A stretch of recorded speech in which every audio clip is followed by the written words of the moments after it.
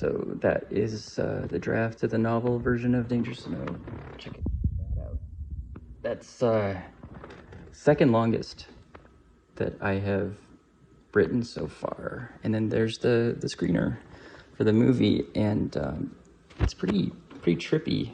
Working on adapting a movie that you made yourself and that you were also in, because sometimes, like right now, you're looking at yourself playing a character, but you have to think of it as a character so that you can think like a novelist instead of like a filmmaker. I've been thinking a lot about people who haven't seen the movie and what the experience will be like for them when they read the book, and you have to think completely differently than you do as a filmmaker. So it's been really fun. I really like it. It's a really cool challenge, and I'll make another video about that at some point to talk about the things that I've learned and discovered from doing both at the highest level.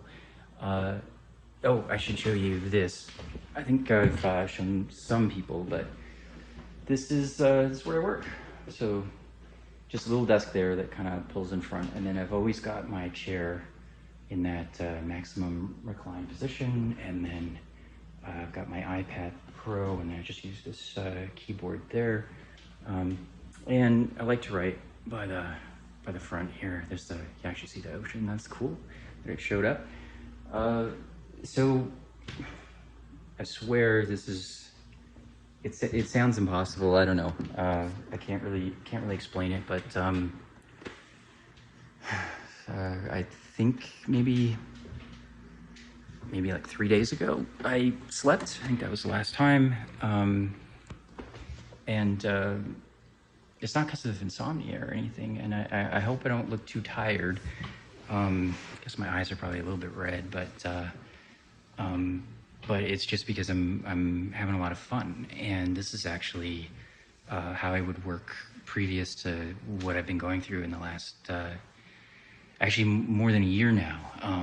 But being able to do it again, it's been everything. So people have followed me for a long time, and also people especially that are on the Facebook group.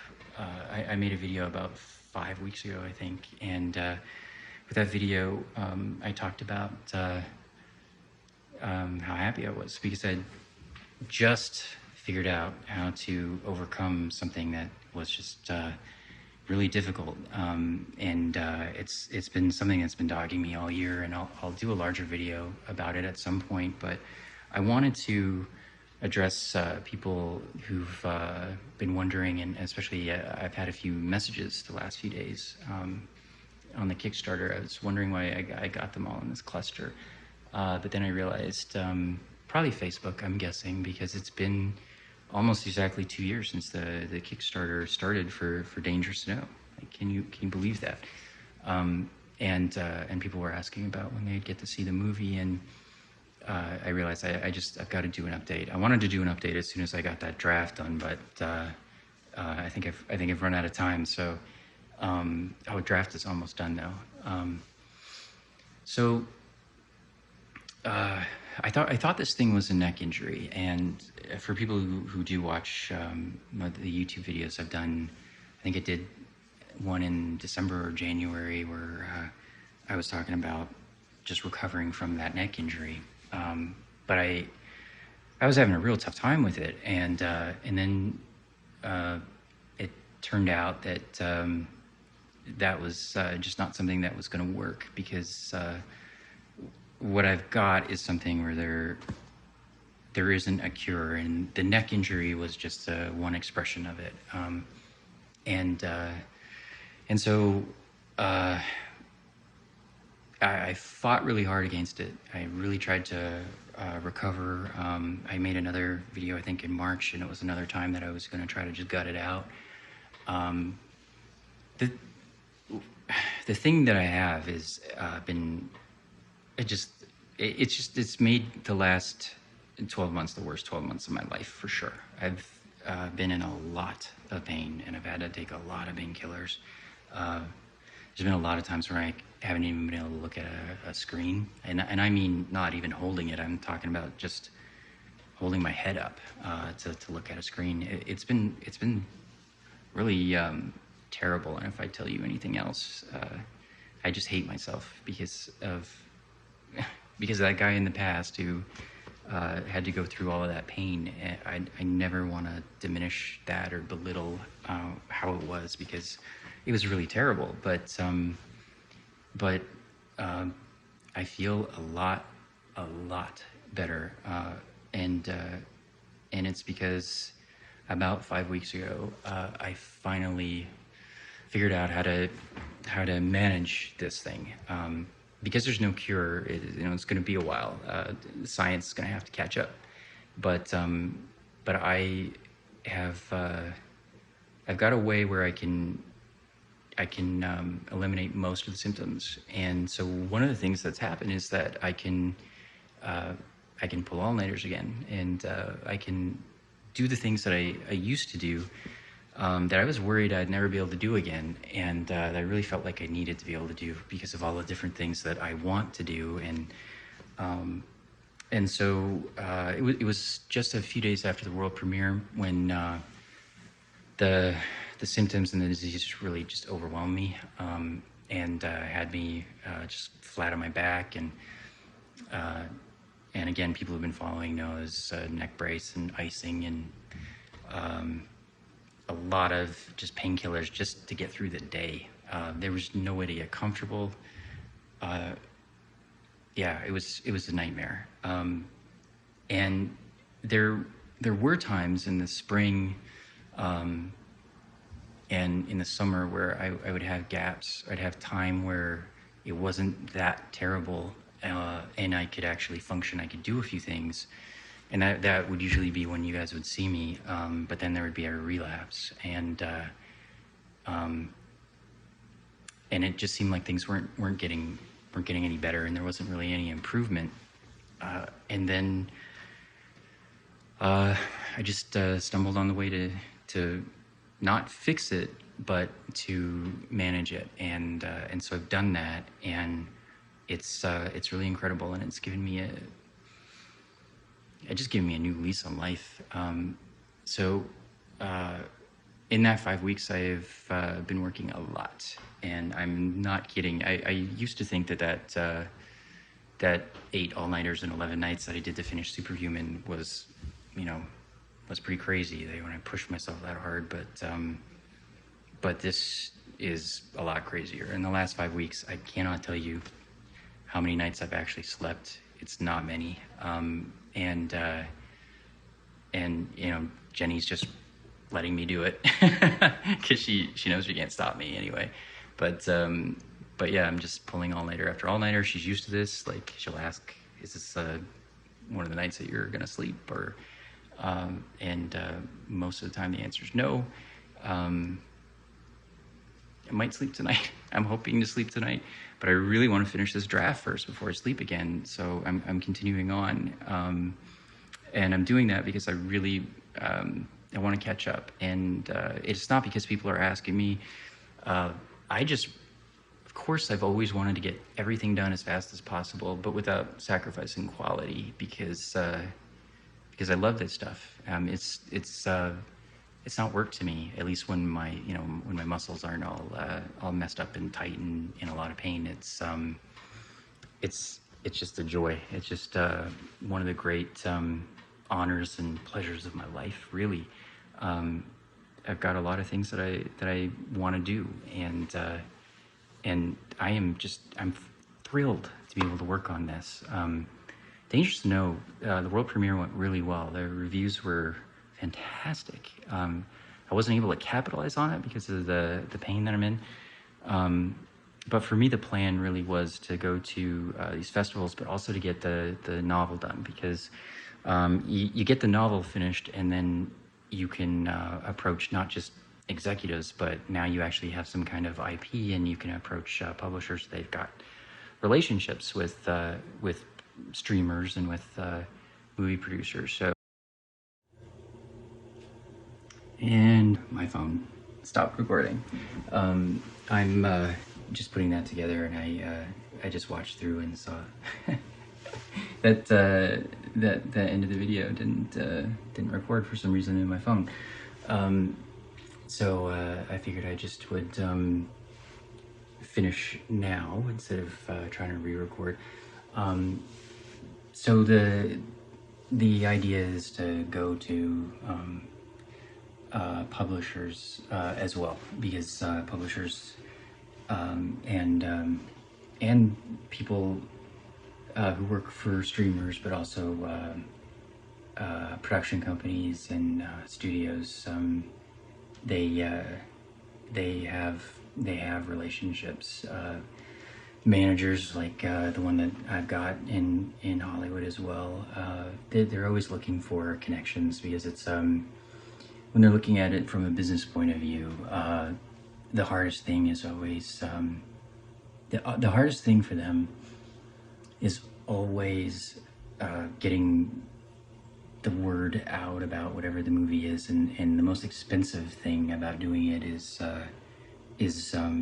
that advertising. It's usually dollar for dollar. Whatever you spend on the movie, you have to spend on marketing, just to get through to your audience that you're looking to get to.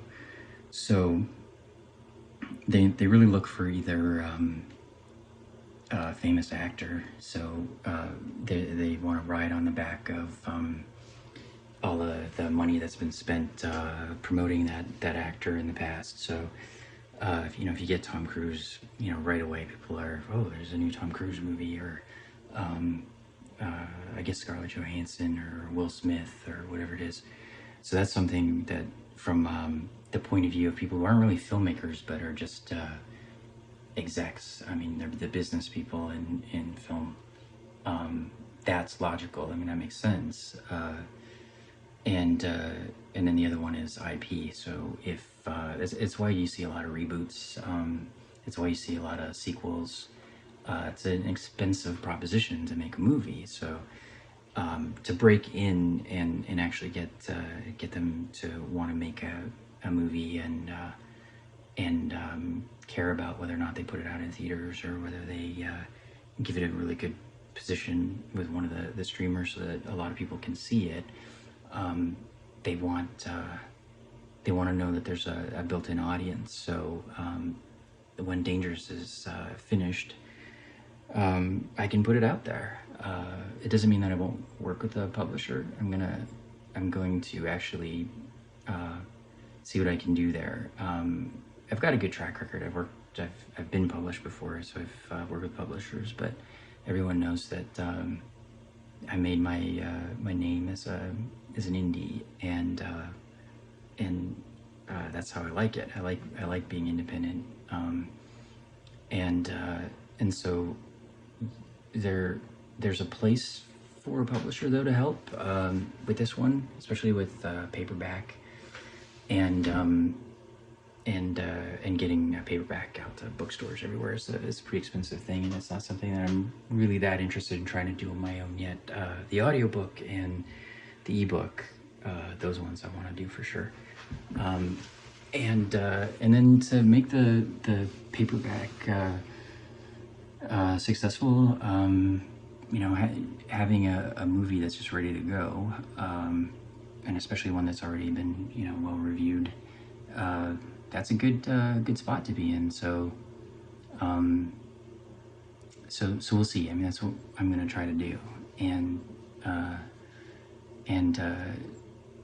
I think it'll greatly increase the chance of them even paying attention to us, because from the perspective of Hollywood, I'm hardly known. I've got a couple of scripts that have gone around, but you'd have to have been one of the people who read it to know who I am, really. And also I think it's fair to say that none of my actors are famous, so without having that built-in fan base or IP, I've got to depend on my legion, and it is, but my legion of science fiction fans coming over and supporting a psychological thriller. And then I also need to make a great impression with the psychological thriller readers. But I mean, you can probably see it on my face. I'm not worried. It's just not the way that I think. I'm excited. I'm really excited, actually. I'm having a lot of fun with the adaptation. The novel Dangerous to Know is really good, and it might. Yeah, Jenny and I have joked about it a bunch of times that there's likely. I mean, there really will be people who say, "Oh, the movie was all right, but the book was better." The movie's really good, but the book is really good too, and I love both of them. They're just different. One's not better than the other. They're just different, and I love both mediums. I love them so much. I feel like I was born to be a novelist, and I feel like I was born to be a screenwriter and a director and a film composer, and really just everything that I do. I really do. So it's a blast. This is really this is fun, and I can work, and I couldn't be happier. So that's where things are at right now. Thank you for watching this whole video. I'm realizing now this video is gonna be really long because it's 2 videos together. But I hope you kind of understand the plan, and thank you for supporting the Kickstarter. Thanks for being patient while I've been sick. I mean, I could get sick again. I know it's possible because I'm not cured and nothing has physically changed. But